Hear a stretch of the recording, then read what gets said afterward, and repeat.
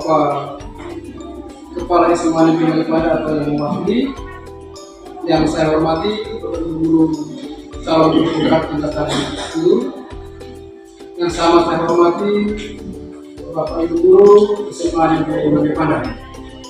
Setidaknya kita semua yang hadir pada pagi hari ini. Selamat pagi, salam sejahtera untuk kita semua. Selamat pagi.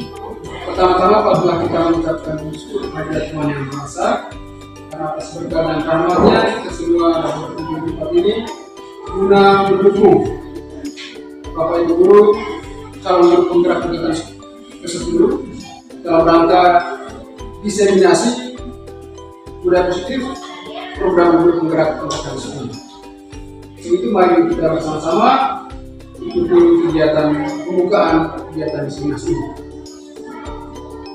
Kita awali dengan doa penutup.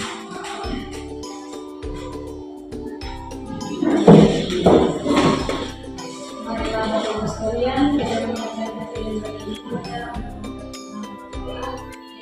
saya mengucapkan pelajaran dan baik Kudus Bapak dan Roh Kudus, segenap limpahan syukur kami haturkan kemuliaan Kristus yang mengalami sepanjang malam ini. Masa pula kami kembali di tempat ini dengan keadaan sehat, mengingat kegiatan kami yaitu diseminasi budaya positif calon guru penggerak Suriwala Bapak hadir dan turut bersama kami dalam kegiatan ini agar segenap apa yang dikerjakan kami mulai berjalan dengan baik dapat berguna bagi diri kami maupun Bapak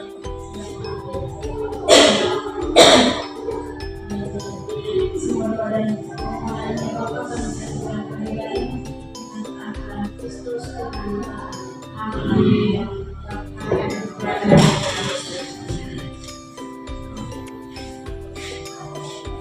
Berikut mari kita dengarkan sambutan dari Bapak Kepala SMA Negeri Balikpapan atau yang diwakili oleh Bapak Wakil Kepala Sekolah Urusan Humas Bapak Negeri.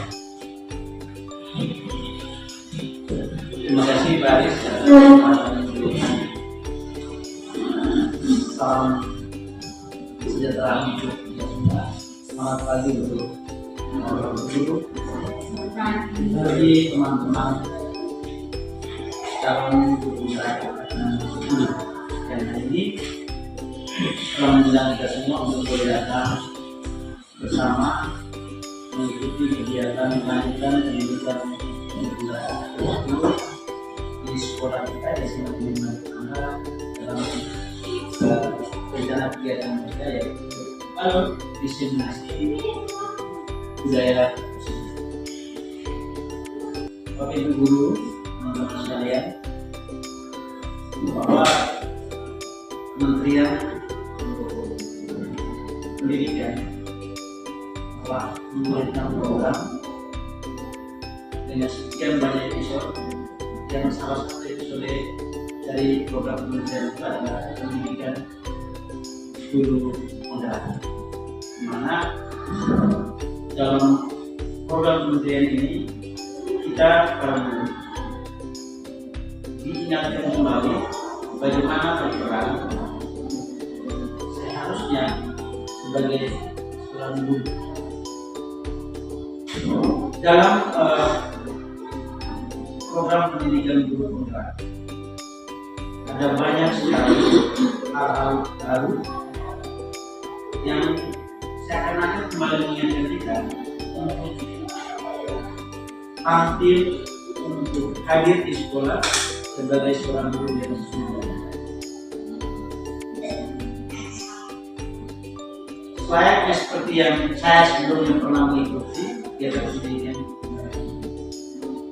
ada 3 hal besar yang diingatkan kembali dalam proses pendidikan. Yang pertama adalah manajemen pembelajaran yang pas, sama manajemen murid. Kemudian di modul yang kedua itu manajemen pembelajaran, dan yang ketiga modul ketiga nanti adalah manajemen sekolah. teman-teman yang sudah mengikuti pendidikan guru penggerak sudah melewati modul yang pertama tentang manajemen siswa, dan sementara di modul kedua ini adalah tentang manajemen pembelajaran. Dalam proses pembelajaran itu, bagaimana kita guru berperan baik di kelas maupun di luar kelas, karena kita adalah menjadi role model. Maka salah satu yang sementara diikuti oleh teman-teman guru penggerak ini adalah bagaimana di sekolah bersama semua warga sekolah kita menerapkan apa yang disebut dengan budaya positif. Sesungguhnya budaya positif seperti apa? Setelah kita sama-sama mendengarkan teman-teman kita dalam beberapa aktivitas ini. Kita memang sudah sedang menjalankan itu. Hanya konsistensi kita dalam menjalankan dan menerapkan budaya positif itu masih harus terus diingatkan, sehingga dalam proses selanjutnya dalam keberadaan kita di sekolah, baik sebagai guru, kita harus senantiasa untuk menjadi model dalam penerapan budaya positif. Karena itu saya mengajak kepada kita semua yang hadir hari ini, lebih-lebih teman-teman yang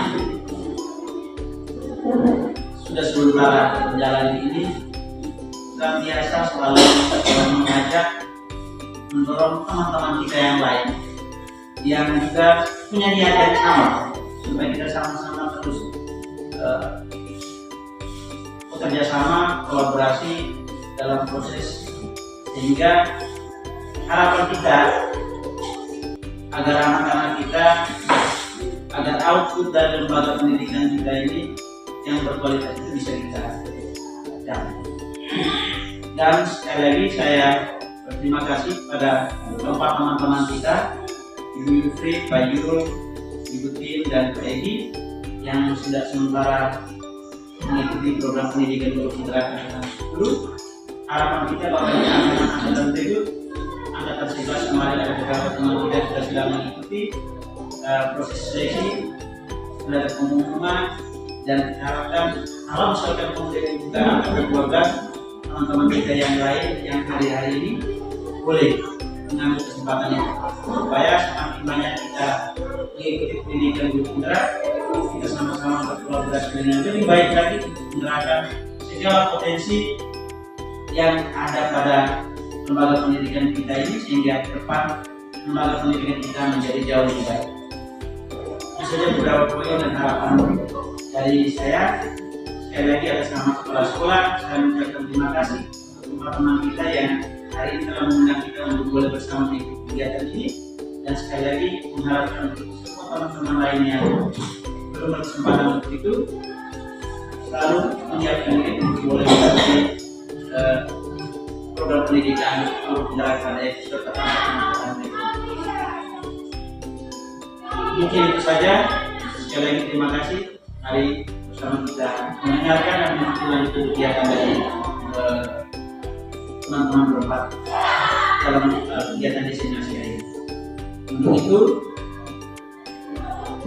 mohon izin dan minta restu dari Tuhan, para leluhur, dan sini kita semua yang ada di sini.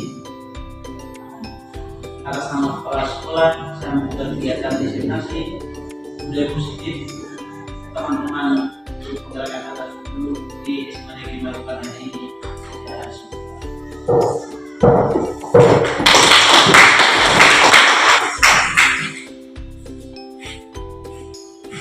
Terima kasih untuk Bapak Kepala Sekolah Besar Humas yang mewakili kepala sekolah untuk memberikan sambutan sekaligus untuk kegiatan diseminasi budaya positif tahun guru penggerak angkatan 10.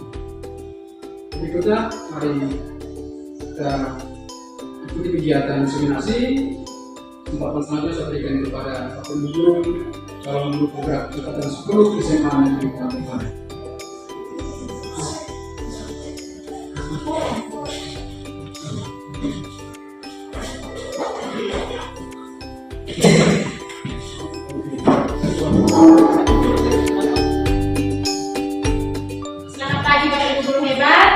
Selamat pagi. Semangat pagi. Pagi luar biasa. Ya baik, terima kasih atas kesempatan memberikan. Terima kasih Bapak Ibu Guru sudah meluangkan waktu untuk mengikuti kegiatan kami untuk menggerak, mengimplementasikan terkait dengan budaya positif yang ada di sekolah. Nah, yang pertama kita lihat tentang budaya positif. Nah, kira-kira apa itu budaya positif yang Bapak Ibu Guru ketahui? Bapak Jul? Budaya positif itu kebiasaan di sekolah atau komunitas. Kebiasaan yang bagaimana? Kebiasaan yang positif. Kebiasaan positif yang ada di sekolah atau di komunitas. Ya, kira-kira kebiasaan positif itu seperti apa? Nah, Ibu Susan?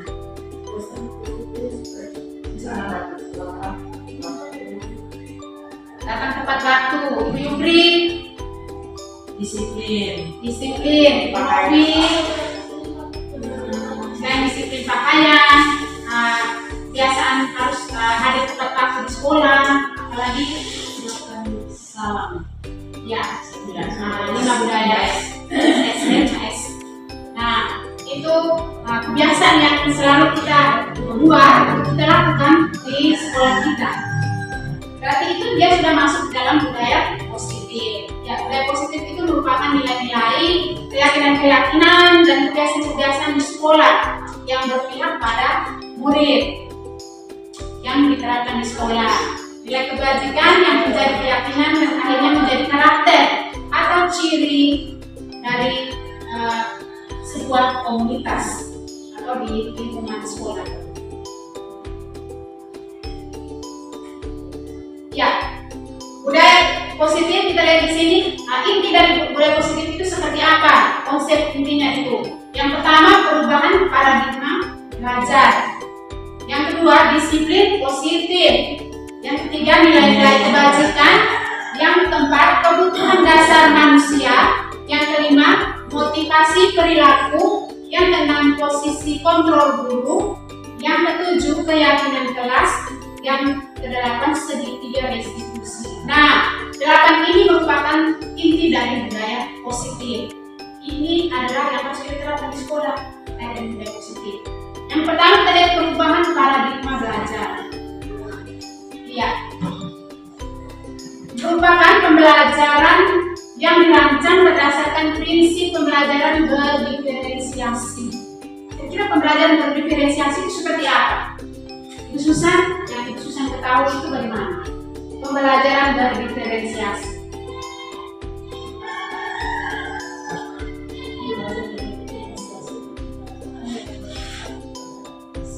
Iya, luar biasa. Kita tepuk tangan buat Ibu Susan. Pembelajaran yang berpihak pada siswa.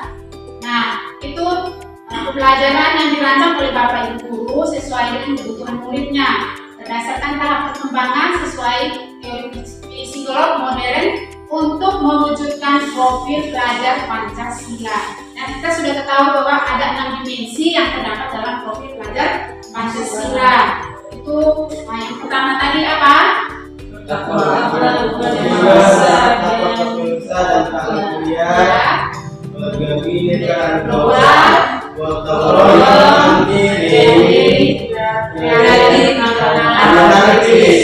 itu merupakan 6 dimensi dalam profil pelajar Pancasila.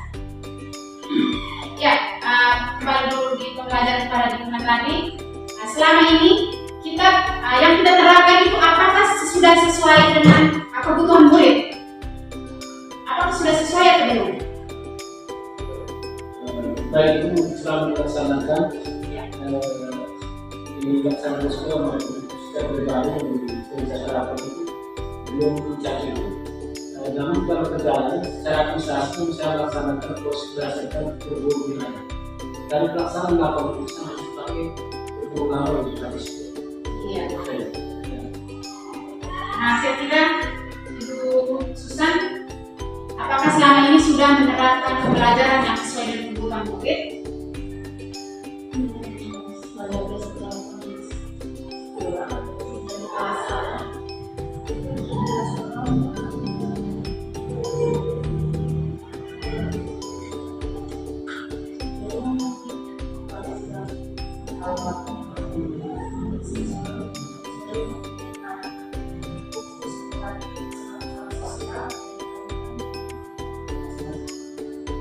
Jadi siswa menggali masalah sosial.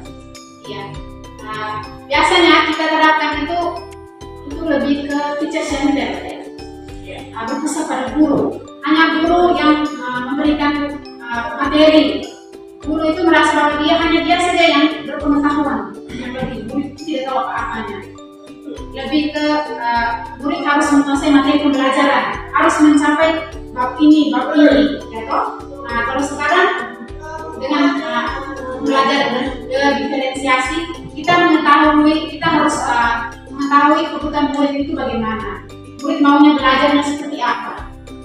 Itu terkait dengan pembelajaran pada kembali.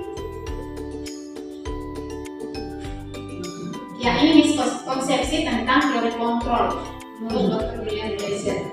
Yang pertama, ilusi guru mengontrol murid. Yang berikutnya, ilusi bahwa semua penguatan kognitif efektif dan bermanfaat. Ilusi yang ketiga itu bahwa kritik dan membuat rasa bersalah mampu menguatkan karakter. Yang berikutnya, ilusi bahwa orang dewasa berhak memaksa. Nah, dari miskonsepsi ini yang sudah ada dalam kitab diri biasanya, yang biasa kita buat ini seperti ini. Guru itu berhak mengontrol murid. Kau harus ke sana, kita kerja bakti sosial di lingkungan sekolah, membersihkan kita, memberikan murid. Kau di belakang sana harus bersihkan semua dari ujung sini sampai ujung sana. Itu. Terus penguatan positif, efektif dan bermanfaat. Berikan penguatan kepada murid yang positif. Terus kritik dan membuat merasa bersalah mampu menguatkan karakter. Nah, kita merasa bahwa kita mengkritik anak atau memberikan masukan kepada anak itu bahwa itu mampu menguatkan karakter. Padahal itu menguatkan karakter mereka. Terus bahwa orang dewasa itu manusia. Kita merasa bahwa kita itu sudah lebih hebat dan apa yang kita ngomong itu seolah-olah bahwa anak atau murid harus mengikuti apa yang kita tunjukkan. Ya, mengubah paradigma stimulus respon ke pendekatan teori kontrol. Nah, stimulus respon itu realitas kita sama, teori kontrol itu realitas kita itu berbeda. Semua orang melihat hal itu sama, tetapi di teori kontrol itu bahwa setiap orang yang memiliki gambaran berbeda. Mereka punya pandangan yang berbeda. Yang berikutnya, kita mencoba mengubah orang agar berpandangan sama dengan kita. Tapi kalau di teori kontrol, kita berusaha memahami pandangan orang lain tentang dunia. Perilaku buruk dilihat sebagai suatu kesalahan. Nah, teori kontrol, semua perilaku memiliki tujuan. Yang berikutnya, orang lain bisa mengontrol saya. Teori kontrol, hanya Anda yang bisa mengontrol diri Anda. Berikutnya, saya bisa mengontrol orang lain. Teori kontrol, Anda tidak bisa mengontrol orang lain. Dan yang berikutnya, pemaksaan pada saat bujukan ada. Pemaksaan ada pada saat bujukan gagal. Dan teori kontrol itu kolaborasi menciptakan pilihan-pilihan baru.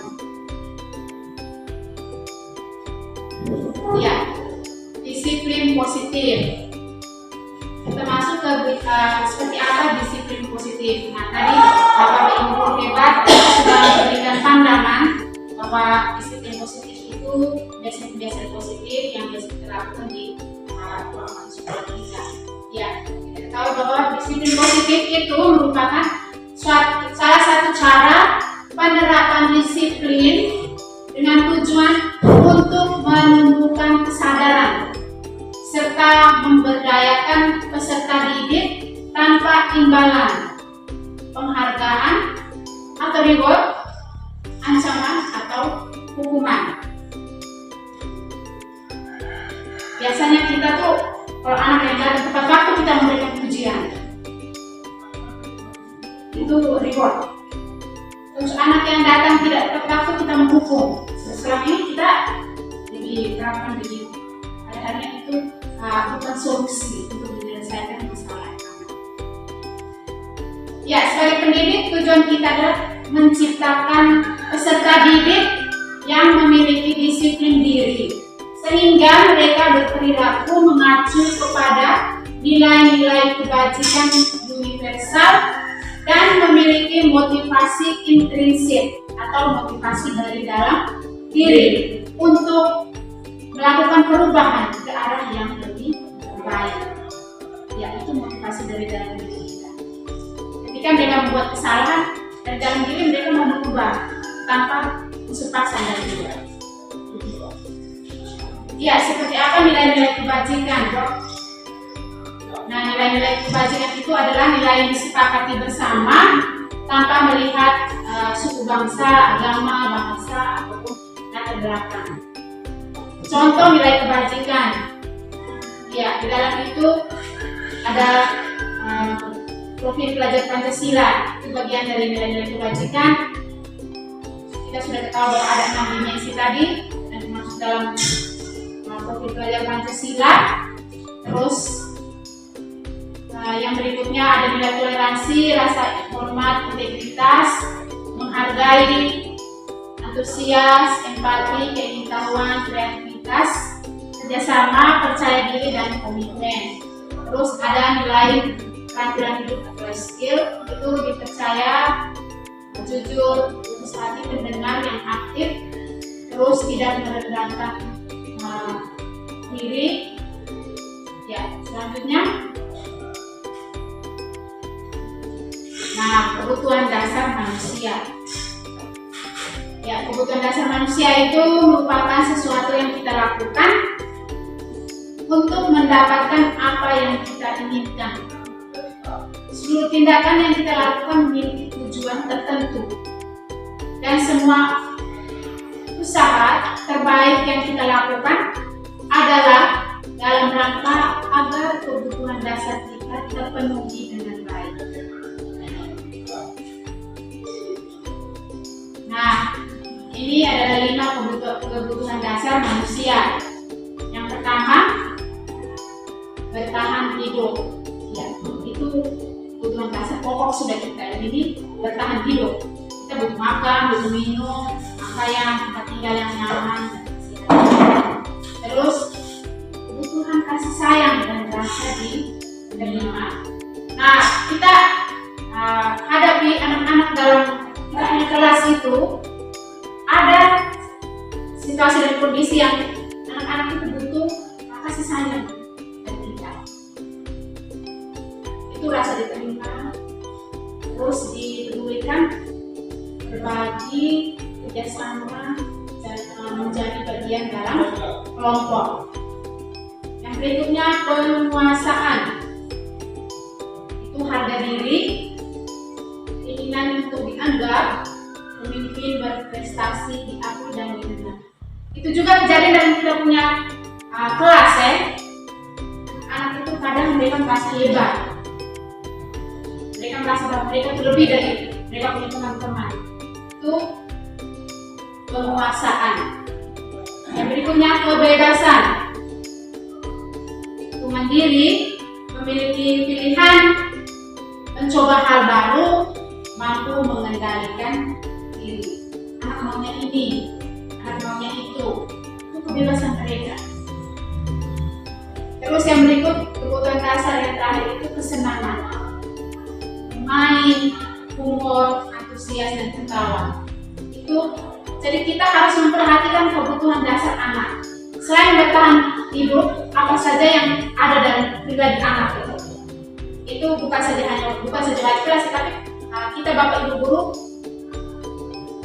melibatkan diri dalam melihat atau mengidentifikasi kebutuhan dasar anak.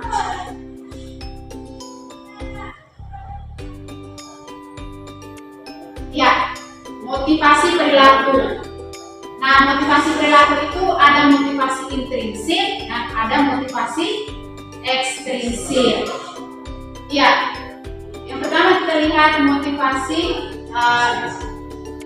ekstrinsik ya. Ekstrinsik itu menghindari ketidaknyamanan atau hukuman. Yang kedua, mendapatkan imbalan atau penghargaan dari orang lain. Nah, yang intrinsik itu menjadi orang yang mereka inginkan dan menghargai diri sendiri dengan nilai-nilai yang mereka percaya. Ya, motivasi ekstrinsik menghindari ketidaknyamanan atau hukuman. Biasanya anak-anak kalau datang tepat waktu berarti salah satunya itu adalah mereka tidak mau dihukum. Mereka sudah lihat ini, ini. Pak Asi sudah berdiri di depan situ, Pak Edi sudah berdiri di sana, siap sudah kita. Berlutut dari depan jalan itu sampai di gerbang. Itu kan sudah pernah terjadi kan? Nah, terus yang berikutnya menghindar dari supaya gerbang jangan tutup. Kalau kita datang ini kalau sudah tutup berarti kita pulang. Mereka tidak mau tunggu lama-lama untuk dibuatkan ke gerbang. Itu menghindar dari ketidaknyamanan atau hukuman. Yang berikutnya mendapatkan imbalan atau penghargaan dari orang lain. Kadang anak itu datang tepat waktu itu juga karena mau diuji. Mereka lebih senang gitu. Atau kita kalau sudah buat janji besok kau harus datang tepat waktu, lebih mungkin dari guru piket ya. Besok kau harus datang tepat waktu. Itu kau dapat ibu beli biskop kue, atau ibu nanti kau makan di kantin. Itu bagian dari apa? Reward toh, penghargaan toh. Nah, itu mereka juga datang tepat waktu. Itu bagian dari motivasi ekstrinsik dari luar. Terus motivasi intrinsik berarti kesadaran dari dalam diri sendiri. Saya harus datang tepat waktu. Saya harus tunjukkan bahwa saya adalah siswa teladan. Saya sebagai seorang peserta didik yang baik harus menjadi panutan atau contoh untuk teman-teman saya. Nah, itu adalah bagian kesadaran dari dalam diri. Itu adalah motivasi intrinsik atau motivasi dari dalam. Ya. Yang berikut hukuman, konsekuensi dan restitusi. Hukuman. Ini perbedaan dari ketiga ini. Yang pertama, hukuman itu tidak direncana atau secara tiba-tiba. Apakah Ibu Susan memberikan hukuman itu sudah direncanakan? Besok kamu hukum anak. Tidak ya? Nah, berarti itu dia tidak dengan secara tidak sadar anak itu berbuat kesalahan, kita langsung hukum mereka. Nah, bersifat satu arah. Bersifat satu arah yang di sini maksudnya bahwa hanya guru saja yang dapat memberikan hukuman kepada anak. Anak tidak bisa omong apa-apa lagi. Bapak Ibu guru saja yang berhak untuk memberikan hukuman. Ya, hukuman itu bisa berupa fisik, datang terlambat ke keliling lapangan, atau hormat yang bendera. Hormat bendera itu selama berapa jam atau 30 menit. Hukuman fisikis itu kalimat atau bahasa kita yang kita cara kita lihat mereka itu seperti apa, ucapan-ucapan kita. Ya, konsekuensi. Nah, itu perbedaannya dengan konsekuensi seperti apa? Nah, konsekuensi itu sudah disepakati bersama. Itu curah pendapat guru dengan murid. Jadi apabila murid melanggar aturan yang sudah ditetapkan, itu murid sudah tahu konsekuensi yang akan dibuat. Jadi ketika dia melanggar, dia sudah tahu. Oh, saya akan melanggar ini, berarti sudah tahu pasti saya harus buat ini lagi. Berarti itu sudah curah pendapat atau kolaborasi antara guru dengan murid sesuai peraturan. Murid tetap dibuat tidak nyaman dan sikap guru selalu memonitor murid. Bersifatnya bukan lagi satu arah, tapi dua arah ya, murid dengan guru. Nah, restitusi. Ya, restitusi itu menciptakan kondisi bagi murid untuk memperbaiki kesalahan.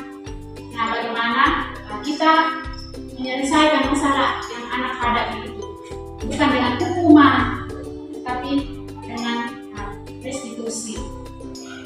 Terus kolaboratif yang mengajarkan murid untuk mencari solusi sendiri. Nah, ketika anak membuat masalah, anak juga mencari solusi untuk menyelesaikan apa yang dia buat, masalah apa yang dia buat. Ya, itu perbedaan antara hukuman, konsekuensi, dan restitusi.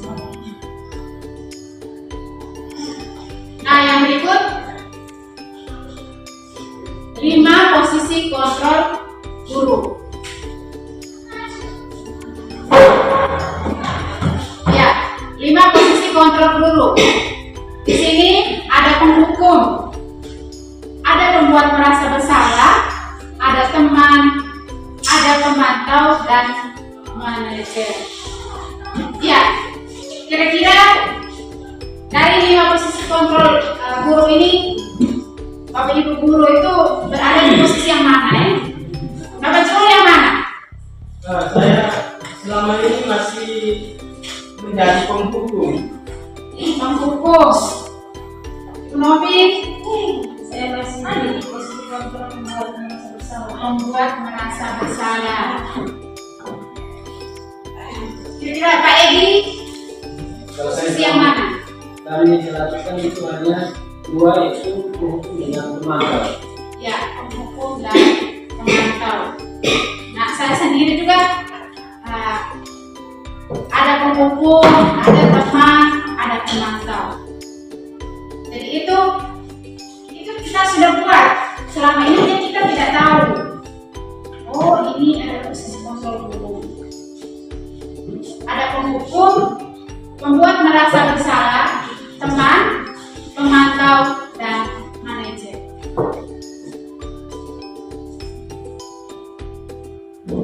Nah, penghukum. Penghukum biasanya yang kita terapkan ke anak-anak itu, kita sebagai penghukum ketika anak melanggar aturan, terlambat. Ketika anak terlambat, kita bisa menghukum anak loh. Lari di lapangan, terus memungut sampah atau membersihkan lingkungan sekolah sebagai hukuman. Hormat pada bendera selama 1 jam. Terus itu sebagai penghukum. Yang berikutnya membuat merasa bersalah. Ketika anak itu sudah, misalkan kita sebagai wali kelas, sudah duluan masuk kelas. Anak itu kita sebagai pemantau, kita perhatikan hampir sudah 5 hari, 3 hari, 4 hari berturut-turut, dia terlambat masuk kelas terus pagi-pagi. Pasti di pembuat merasa bersalah ini kita sudah mengungkapkan, ibu kecewa sekali sama kamu. Setiap pagi kamu terlambat terus. Ada apa sih? Kenapa kamu bisa terlambat begitu? Itu membuat merasa bersalah. Ya, teman. Kita kalau di posisi teman pasti dengan kalimat yang lembut ya. Kita tidak memaksa atau dengan kata paksa itu tidak.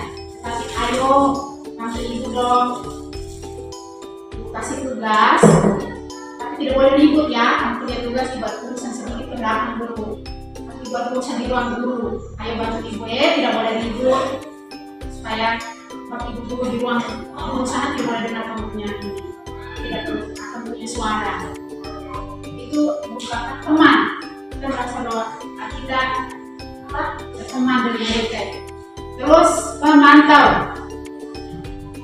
Nah, ini yang kita juga biasa yang ada dalam kita punya diri itu posisi pemantau. Ibu perhatikan kamu setiap hari datang terlambat terus. Mau kerja apa sih di rumah? Gitu. Atau tidak kerja tugas di mata pelajaran yang sama. Misalnya Pak Eman nih, Pak Eman kalau anak-anak tidak kerja tugas orang yang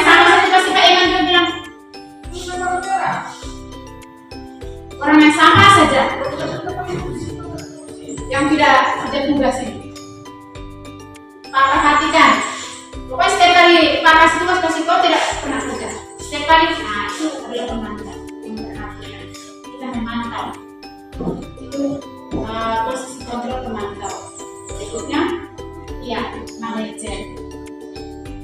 Nah, dari kelima posisi kontrol ini yang paling penting adalah manajer. Jadi kita Bapak Ibu guru hebat, kita harus memiliki posisi manajer ini. Bagaimana kita menjadi manajer untuk anak didik kita, untuk murid kita, supaya kita tidak boleh menghukum mereka, supaya kita tidak harus memberikan penghargaan ketika mereka mengerjakan tugas atau mereka membuat sesuatu begitu menghasilkan sesuatu. Kamu buat ini, ibu kasih kamu uang, atau ibu kasih kamu kue. Nah, supaya kita tidak boleh buat begitu. Kira-kira bagaimana kita menjadi seorang manajer untuk murid kita? Nah, apakah kamu tahu kesalahanmu? Terus kira-kira bagaimana kamu memperbaiki kesalahanmu?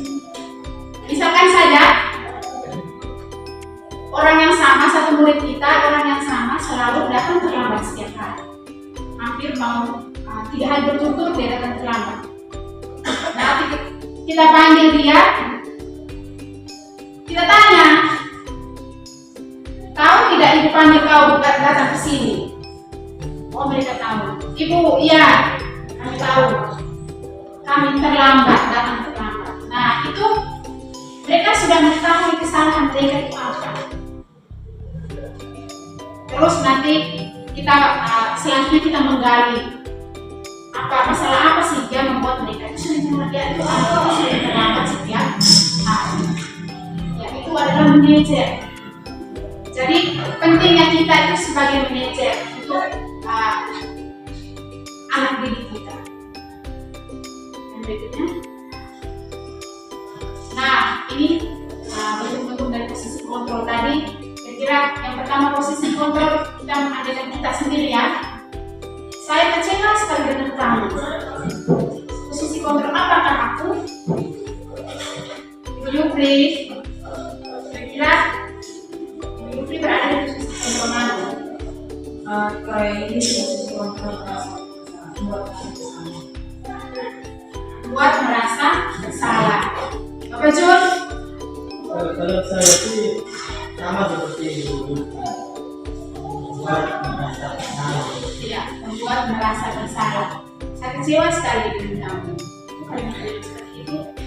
Jadi anak juga saya salah. Jadi mereka merasa gitu. Yang berikutnya,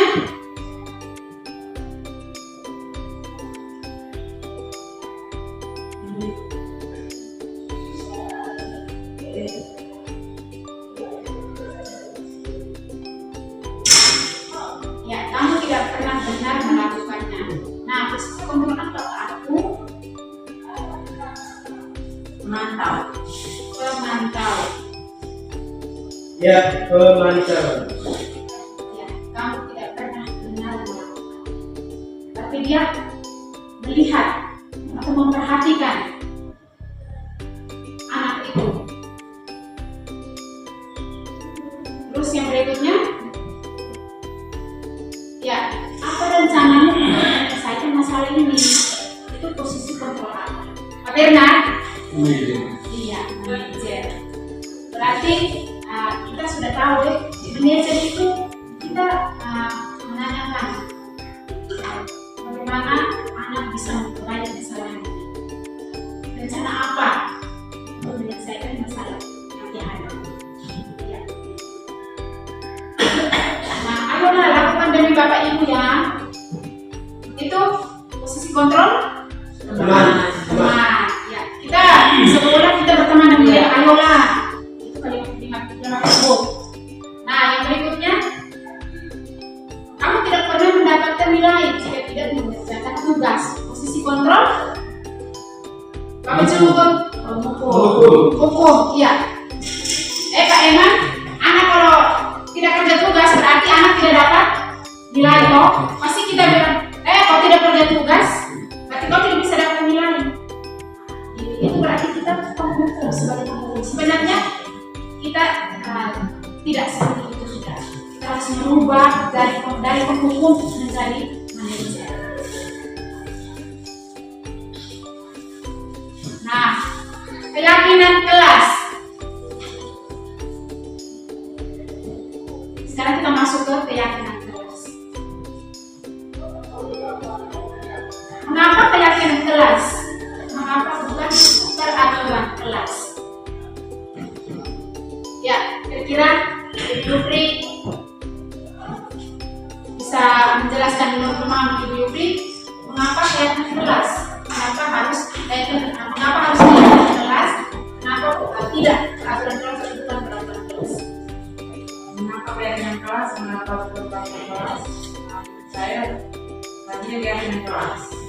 Keyakinan kelas itu disepakati bersama murid dan guru. Mereka bersepakat bersama dalam keyakinan apa yang diberikan oleh murid dan disepakati bersama. Kalau peraturan berarti satu arah, tidak perlu dibuat di sekolah. Jadi peraturan kelas pasti bisa tidak ditinggalkan oleh kalau sepakat berarti sama-sama disepakati bersama. Jadi ya ini oleh siswa ini. Tentang buat nah, jadi kita harus menerapkan keyakinan kelas. Nah, keyakinan kelas itu surat pendapat dari guru dengan murid, membuat keyakinan kelas sehingga ada konsekuensinya. Jika anak melanggar, anak sudah mengetahui apa konsekuensi jika ia melanggar keyakinan kelas tersebut. Iya, ini pembentukan keyakinan kelas. Sifat abstrak, berupa pernyataan universal, dibuat dalam pernyataan positif. Jadi kalimat-kalimat positif yang kita masukkan dalam keyakinan kelas sedikit dan mudah dipahami, artinya sesuai dengan kondisi kelas dan sekolah sehingga mudah diterapkan dan semua warga sekolah atau warga kelas dilibatkan saat membuat keyakinan kelas. Nah, dari hasil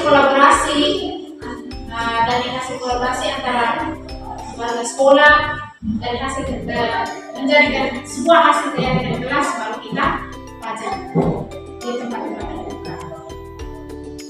Itu pembentukan keyakinan kelas. Berikutnya, ya kita masuk ke segitiga restitusi.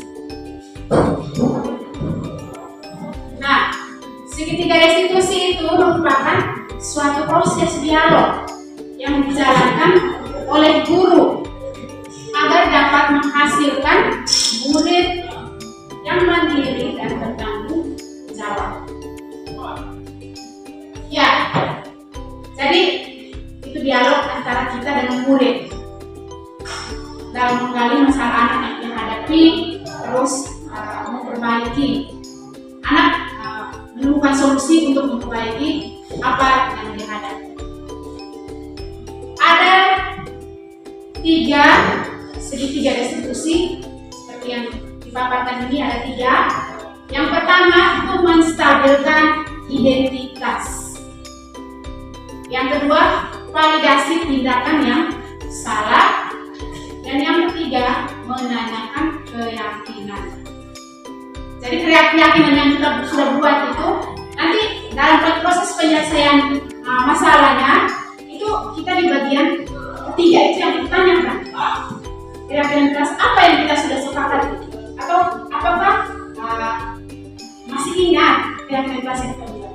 Itu di bagian terakhir. Jadi bisa digunakan seterusnya.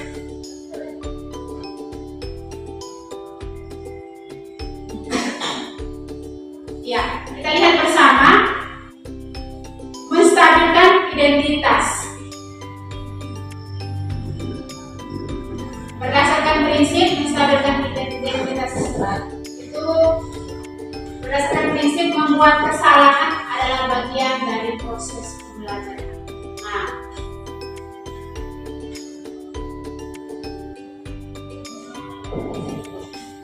berbuat salah itu wajar. Itu dari bagian dari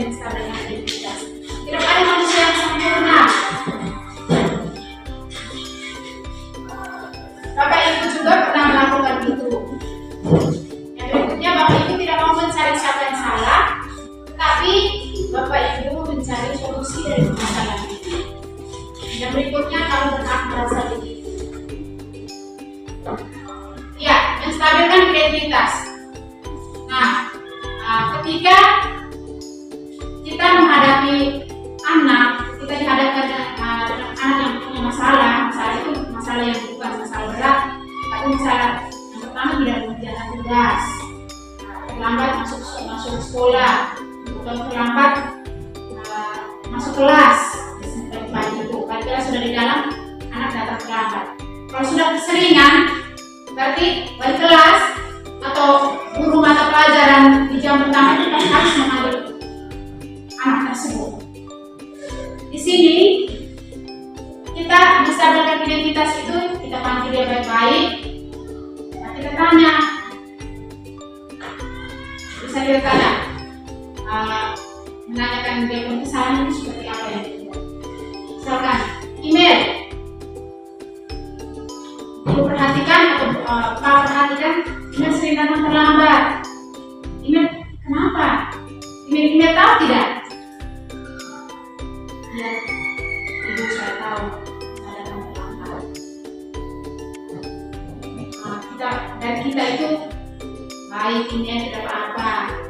Itu menstabilkan identitas anak. Terlambat itu namanya juga manusia, pasti punya kesalahan, tidak ada yang sempurna. Atau ibu juga pernah terlambat, bapak juga pernah terlambat. Nah, itu menstabilkan identitas anak, sehingga dia juga tidak merasa bahwa tertekan, tidak merasa nanti sudah itu sudah saya mendukung atau bagaimana. Itu kita menstabilkan identitas, menstabilkan keadaan dengan kalian. Ya, validasi tindakan yang salah. Berdasarkan prinsip setiap perilaku berupaya memenuhi suatu kebutuhan tertentu. Contohnya itu, kamu pasti punya alasan kenapa melakukan hal itu. Karena kamu biasa melakukan hal yang lebih buruk dari ini. Atau kamu patut bangga karena telah melindungi sesuatu yang penting buatmu. Nah, kamu melakukan karena mempertahankan sesuatu yang penting buatmu. Nah, kita panggil anak itu, terus kita menstabilkan identitasnya. Setelah itu kita mesti tanya, kenapa email sering terlambat? Pasti email jawabannya, ibu, saya terlambat karena sebelum saya ke sekolah itu saya harus menunggu sebelum saya ke rumah sakit. Pasti begitu. Itu dia mengetahui kesalahannya apa dan alasan. Jadi anak membuat kesalahan itu punya alasan. Bukan dia sengaja, tetapi dia punya alasan tertentu. Berikutnya, ya, menanyakan keyakinan kelas. Nah, kita menanyakan keyakinan kelas itu apa yang kita buat, itu kita sepakat keyakinan kelas kita itu apa. Misalkan email tadi sering datang terlambat, terus kita menanyakan keyakinan kelas. Nah, kira-kira email tahu tidak keyakinan kelas yang kita sepakati bersama itu apa? Pasti anak mengingat kembali. Oh ya, ibu, disiplin waktu. Dia mengingat kembali keyakinan kelas yang disepakati. Terus nilai apa yang telah disepakati bersama? Itu nilai apa? Kira. Terus apa gambaran sebuah kelas yang dia menurut kamu? Terus kamu ingin menjadi orang yang kita tanyakan dia punya cita-citanya apa, itu dari menanyakan keyakinan kelas. Ya, contoh penerapan segitiga restitusi. Nah, pengalaman saya pernah buat penerapan segitiga restitusi dari memvalidasi tindakan yang salah, terus dari menstabilkan identitas, terus memvalidasi tindakan yang salah dan menanyakan keyakinan kelas. Itu saya pernah buatnya itu ke email tadi, saya contoh tadi email dia tindakan terlambat juga. Jadi saya tanya email alasannya kenapa dia datang terlambat, terus dia menyadari dia datang panggil email ke sini. Ya, Ibu sama saya di sini karena saya akan terlambat. Baik, email. Ibu perhatikan email sehingga terlambat ya. Itu kira-kira kenapa? Nanti di email bisa jawab, Ibu, saya dapat tanah karena sebelum saya sekolah pasti itu saya harus mengurus nama saya bisa kali ini tidak apa manusia masih ada kesalahan jadi tidak luput dari kesalahan kita. Manusia itu tidak ada yang sempurna. Dan dia menjelaskan, Ibu, biasanya saya itu bangunnya di jam 4:30. Saya harus bangun, urus rumah dulu, saya harus masak dulu, terus urus adik-adik dulu, kasih makan mama, minum obat dulu, baru saya kesini. Kadang saya harus tunggu mereka dari puskesmas datang, kasih obat mama dulu, setelah itu baru saya kesini. Itu yang membuat saya menjelaskan. Ya, terus kita menanyakan keyakinan. Nah, email lain, Ibu sudah mendengar email menceritakan alasan email kenapa email terlambat. Tapi email tidak keyakinan kelas yang kita buat, apa yang kita sudah sepakati. Di situ email sudah mulai berpikir, oh iya Ibu, saya ingat. Nah, kira-kira keyakinan apa yang email ingat itu? Disiplin waktu. Berarti ini harus disiplin.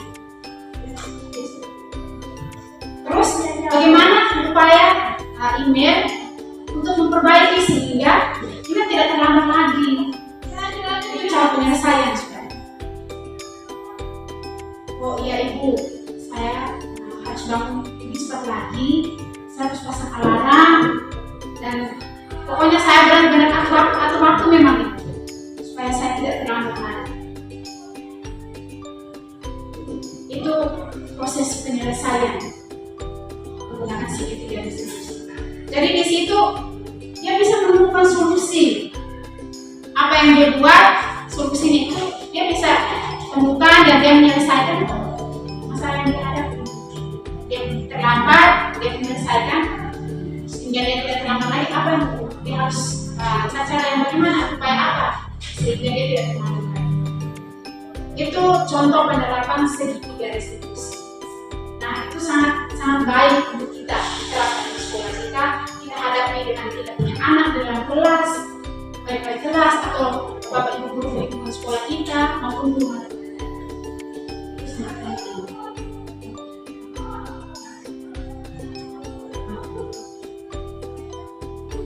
Ya, mungkin ini saja yang bisa saya sampaikan ke Bapak Ibu hebat terkait dengan budaya positif. Dari budaya positif tadi kita sudah belajar tentang disiplin positif, terus motivasi perilaku manusia, kebutuhan dasar manusia, keyakinan kelas, dan segitiga restitusi. Jadi dari 6 itu bagian dari budaya positif yang harus kita terapkan di lingkungan sekolah. Ya, yang berikutnya saya berikan kesempatan kepada Bapak Ibu guru untuk merefleksi, memberikan refleksi kira-kira hal apa yang sudah pelajari hari ini, terus hal baru apa yang didapatkan dan apa yang harus diperbaiki atau ditingkatkan untuk ke depan. Terima kasih.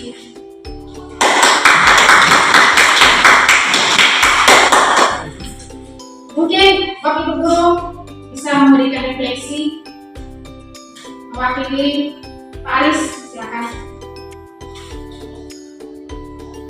Ya, Bapak Zuhur silakan. Terima kasih. Jadi menurut saya apa yang Ibu lakukan pada hari ini baik untuk kami sebagai guru di sekolah ini, karena banyak hal baru yang kami dapatkan. Ternyata selama ini apa yang kami lakukan itu sebenarnya tidak sesuai dengan apa yang diinginkan murid.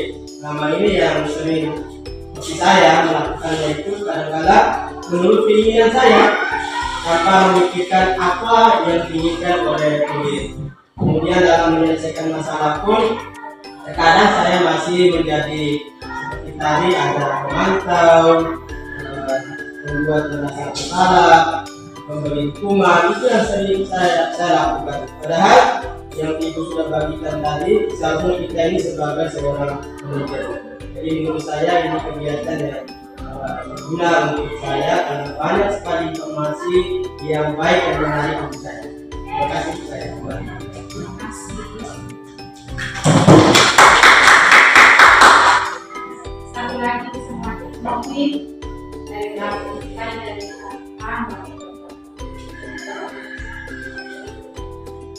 apa sudah. Terima kasih teman-teman. Dengan demikian pemaparan yang terkait.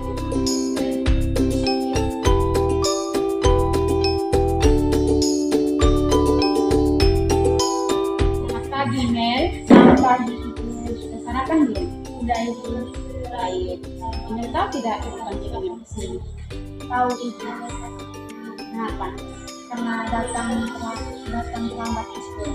Lambat ke sekolah. Mel tadi datang jam berapa? Setengah 8 Ibu. Setengah 8 ya. Mel tahu tidak aturan sekolah di sini? Kita masuk sekolahnya jam berapa? Jam 7 Ibu. Jam 7. Nah, berarti email iya, email sudah terlambat. Ibu perhatikan email akhir-akhir ini sering terlambat ya. Nah, kalau email terlambat masuk sekolah, berarti itu termasuk perilaku yang sudah melanggar kesepakatan sekolah. Iya. Ya, terlambat ke sekolah itu perilaku yang tidak baik ya. Nah, tidak apa-apa. Setiap manusia itu tidak sempurna, pasti melakukan kesalahan. Itu juga karena terlambat ke sekolah. Nah, di sini ibu tidak mencari tahu kesalahan tinggal di mana. Ibu langsung memvonis ini itu salah. Tapi di sini ibu mau mencari solusi, menemukan solusi dan memperbaiki bagaimana email bisa menyelesaikan masalah yang dihadapi itu dalam terlambat ya. Ya Bu. Iya. Nah, kira-kira masalah apa yang dihadapi sehingga membuat email sering masuk terlambat? Baik Ibu, sebelumnya saya minta maaf jika saya sering terlambat. Masalah yang saya hadapi yaitu saat ini mama saya sudah sakit. Di mana saya harus mengurus mama. Pagi saya harus memandikan dia, memberi makan sebelum saya berangkat ke sekolah. Di situ saya bisa dibilang terlambat ke sekolah karena saya harus mengurus dia. Walaupun saya awalnya bangun pagi jam 5, tapi di mana saya harus mengurus mama, jadi waktu untuk ke sekolahnya terlambat. Ya, baik itu ya. Ibu sudah mendengar email menceritakan alasan email datang terlambat ke sekolah. Nah, email masih ingat tidak keyakinan kelas yang kita sepakat? Masih. Kira-kira keyakinan kelas yang ini lambat itu apa? Disiplin. Nah, disiplin itu penting tidak buat kita. Iya, email yakin bahwa disiplin itu sangatlah penting serta meyakini bahwa nilainya sangat penting bagi kita ya. Berarti disiplin itu harus kita tanamkan dalam diri kita agar email tidak terlambat masuk sekolah. Kira-kira upaya apa yang memperbaiki sehingga tidak masuk terlambat lagi? Upaya yang akan saya lakukan dan saya tanamkan dalam diri saya yaitu saya bisa membagi waktu, di mana saya bisa membagi waktu untuk mengurus mama dan berangkat ke sekolah agar saya tidak terlambat lagi dan saya bisa mengikuti keyakinan yang telah disepakati bersama. Itu ini sudah komitmennya. Nah, terima kasih sudah menemukan solusi untuk menyelesaikan masalah terlambat ya. Di sini orang tua dan ibu juga berkomunikasi bersama dengan orang tua untuk perhatikan email sehingga tidak terjadi lagi kesalahan yang sama yaitu terlambat ke sekolah. Terima kasih Mel. Sama-sama Ibu. Baik, terima kasih untuk Ibu karena dalam proses tadi saya bisa menyadari kesalahan yang telah saya buat. Dan Ibu juga tidak menghukum saya, melainkan Ibu memberikan arahan kepada saya untuk tidak membuat kesalahan lagi. Dan dari arahan tersebut, saya bisa menemukan solusi untuk menanamkan komitmen dalam diri saya bahwa saya tidak akan melakukan kesalahan yang sama, saya akan membagi waktu dengan sebaik-baik mungkin dan tidak akan lagi terlambat ke sekolah. Sekian dan terima kasih.